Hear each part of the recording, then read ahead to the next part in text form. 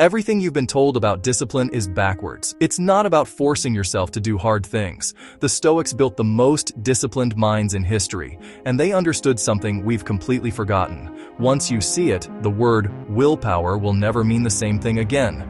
Here's what most people believe. They think discipline is a battle, you against yourself. Every morning you wake up and grit your teeth and try to overpower the part of you that wants to quit. And for a few days, maybe it works. Then the willpower runs out, because willpower always runs out, and you call yourself weak. But you were never weak. You were just using the wrong definition. Because the Stoics didn't see discipline as force at all, they saw it as clarity. Epictetus, a man born a slave, taught one idea above all others. Some things are in our control, and most things are not. Your effort, your attention, your response, yours. Outcomes, other people, the past, the future, not yours. And he said nearly all human suffering comes from one mistake, trying to control what was never ours, while neglecting the one thing that always was. Sit with that, because it changes everything. The undisciplined person scatters their energy across 100 things they can't control, what people think, whether they feel motivated, whether it's fair. The disciplined person spends their energy on the single square foot of ground that's actually theirs. That's not force, that's focus. Discipline isn't doing more.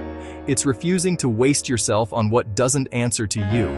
Marcus Aurelius ran an empire, and every night he wrote reminders to himself, not to conquer more, but to govern the only territory that mattered, his own mind.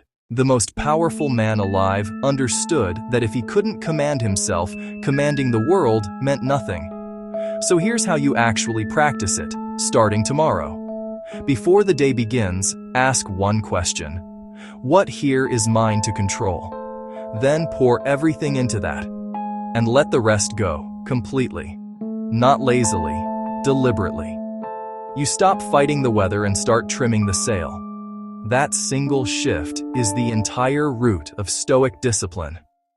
And this is why the Stoics called discipline a kind of freedom. Most people think discipline is a cage, rules, restriction, saying no. But when you stop being dragged around by everything outside your control, you become almost untouchable. Calm in chaos, steady when others panic.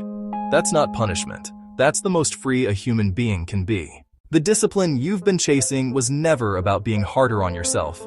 It was about being clearer about what's yours. Master that, and you don't need more willpower. You need less, because you're no longer wasting it on a war you were never meant to fight.